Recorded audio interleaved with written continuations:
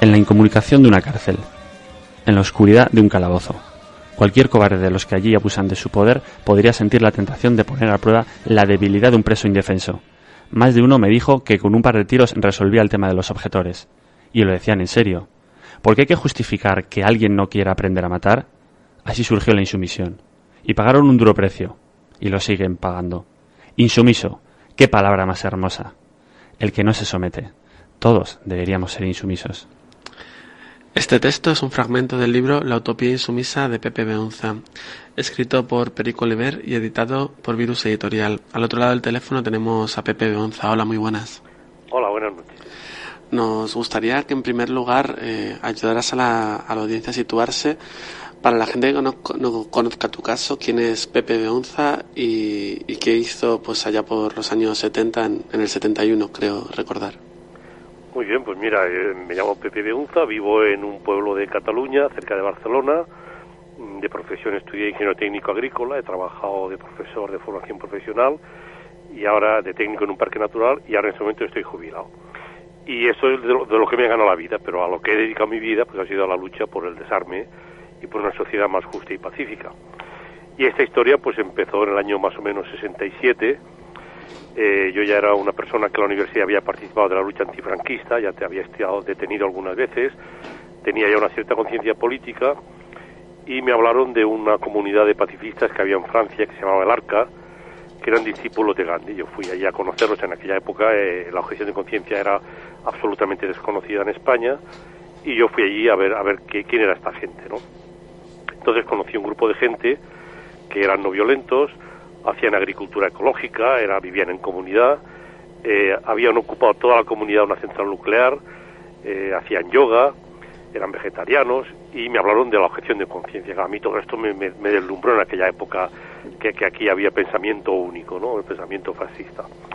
Entonces, pues claro, yo empecé a interesarme por este tema. Después conocí a un grupo de anarquistas no violentos franceses, conocí a un grupo que había estado luchando contra la guerra de Argel, que eran desertores, eran objetores, que habían estado cosidos en la cárcel, y estos fueron un poco mis maestros. Entonces yo, cuando conocí la objeción de conciencia, pensé que eso era lo que había que hacer aquí. A mí la idea de Gandhi, de la no violencia, pues me atraía mucho, y dije, pues esto es lo que hay que poner aquí en práctica.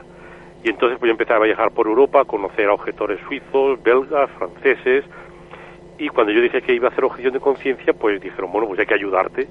Y entonces preparamos una campaña internacional de apoyo para el momento en que yo hiciera objeción. Cuando llegó el momento fue enero del año 1971, que entonces yo me negué a vestir el uniforme cuando me llamaron a filas, y empezó toda una campaña de apoyo internacional. Y allí empezó la historia. Yo entré en el calabozo y empezó una marcha internacional y todas unas campañas de apoyo, porque habíamos preparado unos grupos, porque no tenía sentido que la objeción de conciencia mía, que mi estancia en la cárcel, pasara absolutamente desapercibida. Hasta aquella época solamente habían estado los testigos de Jehová, que estos esperaban que viniera Jehová a sacarles de la cárcel con Armagedón. Y claro, para nosotros era una campaña de lucha política por un derecho humano y a favor del desarme. En La utopía insumisa, el libro que comentábamos al principio, del que hemos leído un extracto, ¿qué otras cosas podemos encontrar acerca de este viaje que se inicia aquí en el Estado y que toma como referente un poco tu acción, que fue pionera como acto de objeción de conciencia político a lo que era el servicio militar obligatorio?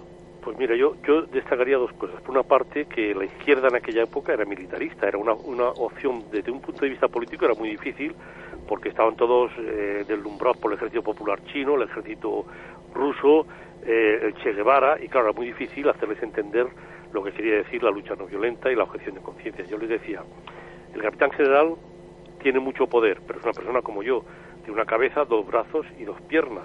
¿Cuál es su fuerza? Su fuerza es nuestra obediencia. Por tanto, no hay ni que insultarle, ni que empujarle, no, solamente hay que desobedecerle, no hay que obedecerle, y entonces deja de tener ninguna fuerza. Y este era un poco el planteamiento que hacíamos nosotros, ¿no? Lo que hay que decir es que ni en los momentos más optimistas podríamos pensar que en 30 años acabaríamos con la mili obligatoria con un balance tan espectacular. Yo esto lo explico para que la gente se anime. Las cosas pueden cambiar y las leyes injustas pueden cambiar. En 30 años, cerca de 1 millón de objetores, unos 30.000 insumisos, más de 1.000 años de cárcel cumplidos, y la mili desaparecía. Claro, estuvimos a punto de cumplir el sueño de todo pacifista, que era vaciar las cárceles. O sea, tuvieron que montar la mili profesional porque llegó un momento que nadie quería la mili, estaban acojonados porque pensaban que en alguno de los reemplazos no iría nadie, que esto era el sueño de todos los pacifistas. Entonces, ni en los momentos más optimistas podíamos pensar que 30 años conseguiríamos todo eso. Por eso hay que decirle a la gente que las cosas pueden cambiar. Cuando tú tienes una buena estrategia, sabes muy bien utilizar la no violencia, la desobediencia civil, la no cooperación, tienes unas posibilidades extraordinarias de conseguir una victoria. Y las leyes injustas pueden cambiar. Como bien comentas, la desobediencia civil, la desobediencia en general, la insumisión a determinadas leyes, obligan muchas veces a cambiar esa legislación, pero también las personas que toman esta opción de desobedecer, sobre todo los pioneros y bueno, también mucha de la gente que ha ido pasando a lo largo de estos años por la cárcel, por la campaña de insumisión, por ejemplo, tiene que pagar ciertas consecuencias, porque normalmente la gente que legisla también el no cumplimiento de las leyes, no solamente la forma en que se deben llevar a cabo los actos sociales. Mira, la desobediencia a la ley no se puede hacer de manera improvisada. Si tú quieres escalar el Everest, primero pues empiezas a subir montañas más pequeñitas. O sea que la lucha no violenta exige un entrenamiento, una preparación. Cuando tú estás preparado, cuando puedes hacer ya acciones más peligrosas o más arriesgadas. Los insumisos han sufrido mucho porque ha sido una lucha muy dura y ha habido mucha represión. Pero yo creo que la mayoría están muy contentos. Creo que han pagado un precio elevado, o hemos pagado, pero lo damos por muy satisfechos porque creemos que valía la pena. Y creo que la mayoría pues estamos muy orgullosos de haber participado en esta campaña. Yo creo que ha sido una magnífica escuela de lucha no violenta y mucho de lo que se ve ahora, mucho de lo que se ve en el 15M, en las luchas de Barcelona, en todo eso, creo que son un poco también fruto de todas estas luchas anteriores que han ido creando un estilo, que han ido creando una forma de respuesta y que han ido saliendo de una semilla que yo creo que cayó en una tierra muy fértil. Nosotros, de todas formas, también recuperábamos la tradición de los anarquistas antiguos, de la Semana Trágica, o sea que hay toda una tradición de lucha antimilitarista muy poderosa y es un poco pues lo que hay que dar a conocer a la gente, ¿no? Y animar a la gente también. Hace un momento hablábamos con uno de los organizadores de la Semana sobre Insumisión que va a haber aquí en Rivas, en Madrid, próximamente este fin de semana, y hacía mención pues a las distintas estrategias que hubo desde el poder para intentar anular la objeción de conciencia o el movimiento de insumisión, o cómo en un momento dado, por ejemplo, articularon la prestación social sustitutoria para tratar de recuperar a esa gente o de reconducir a un ámbito de legalidad lo que estaba siendo pues ya un movimiento imparable de negarse a meterse en filas. ¿Cómo ves este tipo de actuaciones por parte del Estado y cómo crees que, por ejemplo, en el momento actual donde estamos viendo pues que se habla de que la salud quede en manos de voluntarios o ONGs que quieran prestar atención a los migrantes en un momento de exclusión donde la desobediencia civil se está llevando a cabo en distintos ámbitos para hacer frente a los recortes o a las carencias que puede ocasionar este nuevo diseño social? ¿Cómo ves la capacidad recuperadora del Estado, la capacidad para subvertir estos movimientos de desobediencia, como pudo pasar como con la prestación social sustitutoria, y qué se hizo en su momento para evitar que esto cuajara y quedara pues dentro de una nueva legalidad? Mira, cuando las luchas cogen fuerza, enseguida hay intentos del poder por recuperarla. A mí me ofrecieron trabajar allí en la oficina y me dijeron, no, tú te sientas aquí, te ponemos una silla, una mesa a escribir, no has de tocar un arma y tal. Y digo, no, si lo que quiero es que haya una ley por la que la gente pueda negarse a ese servicio militar, ¿no? Con la insumisión y la prestación pasó lo mismo, para que los insumisos fueron muy valientes, muy inteligentes y con una gran creatividad y un gran sacrificio y un gran heroísmo personal fueron capaces de continuar la lucha hasta conseguir la desaparición de la mili, ¿no? Entonces yo creo que esto hay que estar muy atentos. Lo que pasa es que la lucha siempre tiene dos partes. Una es dar la respuesta que tú pides al Estado. Entonces, por ejemplo, toda la parte de ONGs, toda la parte, la creación de la sociedad paralela alternativa es un tema muy importante porque nos hace ser más realistas y al mismo tiempo hay que luchar para denunciar la injusticia y el reparto de la riqueza. Yo creo que son siempre los dos aspectos. Una es construir nosotros la sociedad que queremos pedir, que queremos construir, que queremos defender, y otra es denunciar la injusticia actual para que no se nos engañe, para que no se nos lleve al huerto, ¿no? Siempre hay que tener en cuenta los dos aspectos. Uh-huh. Otra de las cuestiones que nos surgía igual en los debates de los últimos días, cuando hablábamos también sobre cambios de legislación a raíz, por ejemplo, de movimientos como el 15M o de declaraciones que se han hecho en prensa por parte del gobierno acerca del 25S o similares, es la definición de la violencia o los límites a la violencia. Desde que el movimiento de objeción de conciencia y la gente que habéis trabajado contra el militarismo y lo seguís haciendo, ¿cómo se trabaja, por ejemplo, esos límites de la violencia? Lo digo, por ejemplo, porque hace poco, desde el Ministerio de Justicia, Interior y demás, pretendían tipificar como si fuera un acto de violencia la no obediencia a un agente de la autoridad, pues por ejemplo, cuando estás simplemente sentado en el suelo y te ordenan que te levantes, y decían que eso era ejercer violencia contra la autoridad, ¿no? Sí, eso es un riesgo que siempre tendremos, porque claro, la no violencia es un arma muy poderosa y claro, no están preparados para esta arma, entonces siempre tienen que intentar desprestigiarla y anularla como se pueda. Entonces a ese nivel hay que denunciarlo primero, que la violencia física es una de las partes de la violencia, pero hay una violencia estructural que es mucho más peligrosa, que mata mucha más gente. La dictadura financiera es una violencia extraordinaria, la pobreza es violencia, ¿entiendes? O sea, primero hay que tener eso muy claro. Y después lo que pasa es que nosotros, a la hora de luchar por una sociedad justa, hemos de evitar caer en la trampa de la violencia física.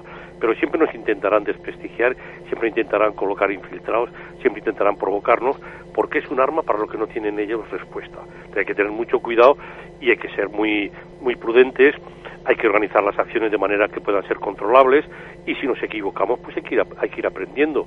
Piensa que todos somos maestros de violencia y aprendices de no violencia, por lo tanto, pues hay que reconocer cuando nos hemos equivocado, que no estábamos preparados para alguna cosa, y hay que seguir avanzando. Pero somos aprendices de no violencia, pero este es el camino que nos puede llevar a la sociedad que queremos, y eso es lo que debemos de tener en cuenta.